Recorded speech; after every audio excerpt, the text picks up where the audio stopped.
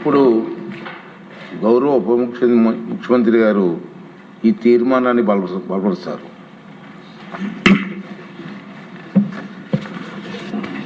గౌరవ ముఖ్యమంత్రి గారు ప్రవేశపెట్టిన ఈ తీర్మానాన్ని జనసేన పార్టీ తరఫు నుంచి మేము బలపరుస్తున్నాం. భారతదేశ సమగ్ర అభివృద్ధిని దృష్టిలో పెట్టుకొని ప్రధానమంత్రి శ్రీ నరేంద్ర మోదీ గారి దార్శనికత మేరకు కేంద్ర ప్రభుత్వం ప్రతిపాదించిన ఆత్మనిర్భర్ వికసిత్ భారత్ సంకల్పానికి అనుగుణంగా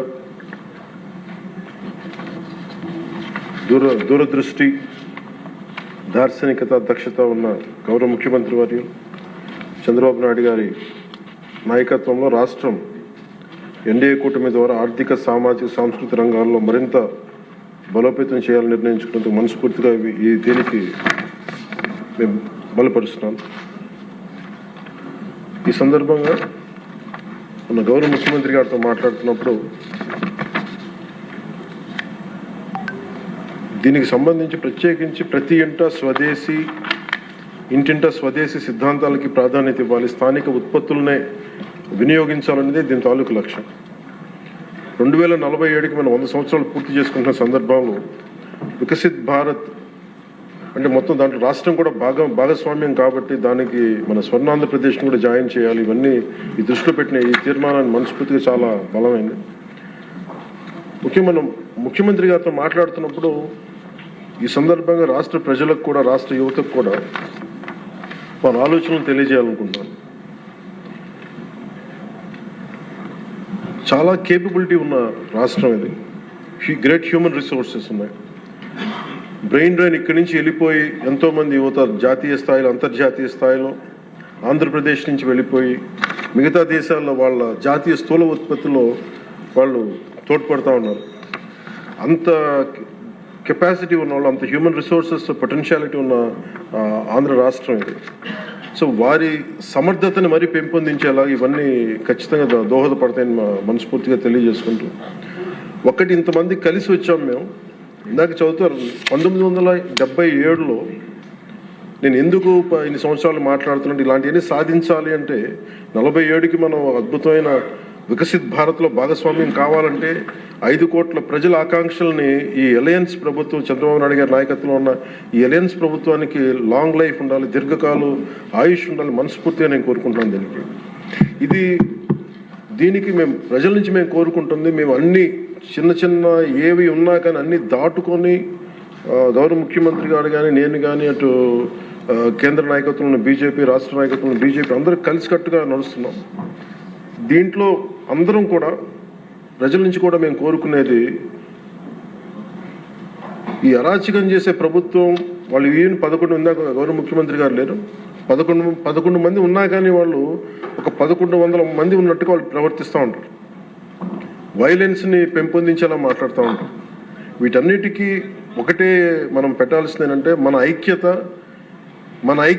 వాళ్ళు బలహీనపడతారు, మన అనైక్యత వాళ్ళు బలపడతారు. ఇది మనం ఐక్యత అనైక్యత మధ్యలో అది మనం నిర్ణయించుకోవాలి. ఇలా గౌరవ ముఖ్యమంత్రి గారు చెప్పినట్టుగా గౌరవ శాసనసభ్యులందరికీ కూడా మన వ్యక్తిగత ప్రవర్తన కూడా పార్టీ మీద చాలా ఉంటుంది, అలయన్స్ మీద ఉంటుంది. వీటన్నిటిని దృష్టిలో పెట్టుకొని కొంత అందరం కూడా ఒక స్థిరమైన విధి విధానాలతోటి, ఇంటిగ్రిటీతోటి ముందుకెళ్ళాలని మనస్ఫూర్తిగా కోరుకుంటూ, ముఖ్యంగా ప్రజానీకానికి మీ కాంట్రిబ్యూషన్ చాలా అవసరం.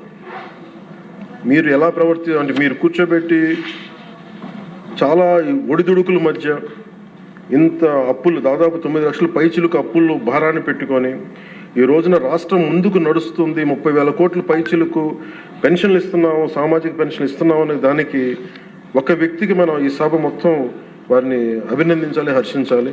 అది దక్షత, దార్శనికత, దూరదృష్టి ఉన్న నాయకులు, గౌరవ ముఖ్యమంత్రి చంద్రబాబు వారు ప్రతిపాదించిన ఈ సూత్రాన్ని మనస్ఫూర్తిగా మేమందరం మద్దతు పలుకుతూ, భవిష్యత్తులో ప్రజలు కూడా దీంట్లో భాగస్వామ్యం కావాలని కోరుకుంటూ సెలవు తీసుకున్నాం. ఓకే, ఇప్పుడు గౌరవ మంత్రివర్యులు సత్యకుమార్ గారు ఈ తీర్మానాన్ని సమర్థిస్తారు.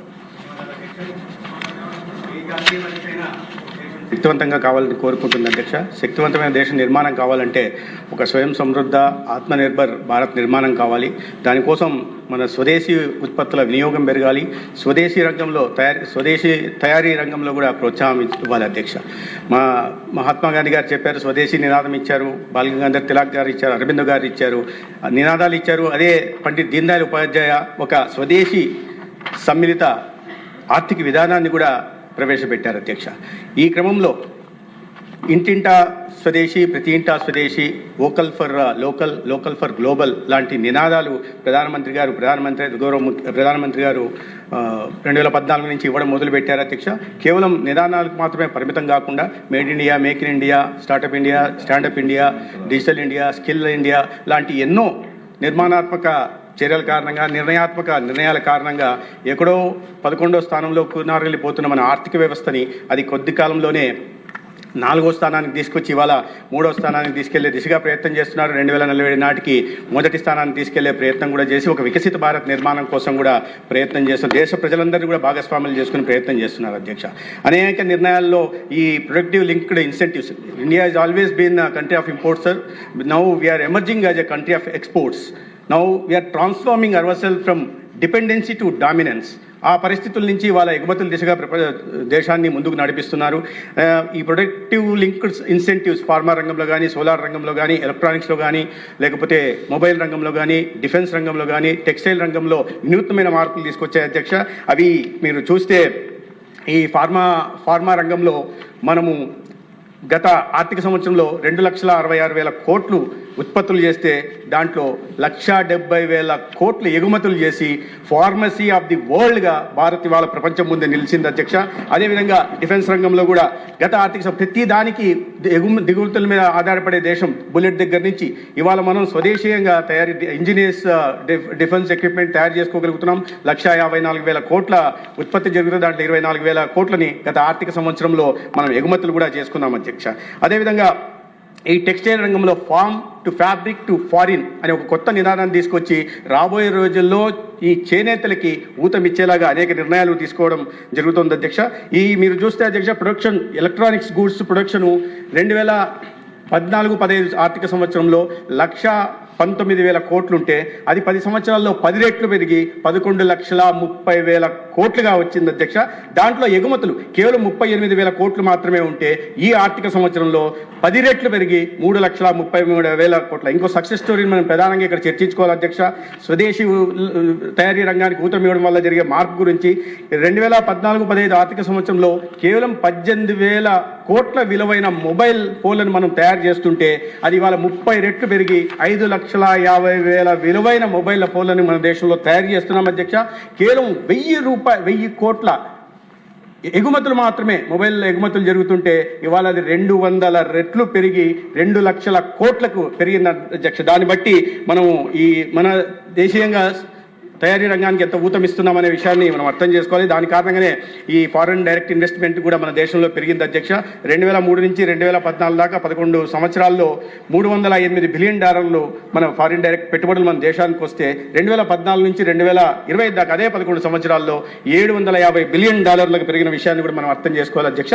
మరి అందుకనే ప్రధానంగా ఇవాళ అంతర్జాతీయంగా ఉన్న సంక్షోభం, సంక్లిష్ట పరిస్థితుల్లో ఈ స్వదేశీ మీద ప్రధానంగా దృష్టి పెట్టాల్సిన అవసరం ఉంది. ఒకవైపు ఉత్కృష్టమైన మన సంస్కృతి సాంప్రదాయాలను పరిరక్షిస్తూనే, మన ఆచార వ్యవహారాలను గౌరవించుకుంటూనే మన ఈ స్వదేశీ రంగానికి ఊతమిచ్చేలాగా నిర్ణయాలు తీసుకోవాల్సిన అవసరం ఉంది అధ్యక్ష. ఇటువంటి ప్రధాన విషయం మీద దేశం ప్రగతి అనేది ఈ స్వదేశీ మీద ఆధారపడిన నేపథ్యంలో ఇటువంటి ప్రధానంగా ఈ అంతర్జాతీయంగా రాజకీయ, సామాజిక, భౌగోళిక ఈ విషయాలను కూడా దృష్టిలో పెట్టుకొని ఇటువంటి ముఖ్యమైన దాని మీద ఇవాళ తీర్మానాన్ని ప్రవేశపెట్టిన గౌరవ చంద్రబాబు నాయుడు గారికి, నేను ముఖ్యమంత్రి చంద్రబాబు నాయుడు గారికి ధన్యవాదాలు తెలియజేసుకుంటున్నా. అదే సమయంలో వికసిత భారత నిర్మాణం జరగాలని గౌరవ ప్రధానమంత్రి గారు లక్ష్యంగా పెట్టుకున్నారు 2040 నాటికి. అదేవిధంగా ఆంధ్రప్రదేశ్లో కూడా ఒక స్వర్ణాంధ్ర నిర్మాణం, హెల్దీ వెల్దీ హ్యాపీ ఆంధ్రప్రదేశ్ నిర్మాణం చేయాలి. ఈ దేశంలో చదువుకున్న యువత, ప్రధానంగా ఆంధ్రప్రదేశ్లో కూడా చదువుకున్న యువత, కష్టించి పనిచేసే ప్రజలను కూడా దీంట్లో భాగస్వాములు చేసుకుని ముందుకు తీసుకెళ్లాలి. ఒకవైపు వికసిత భారత్ నిర్మాణం కోసం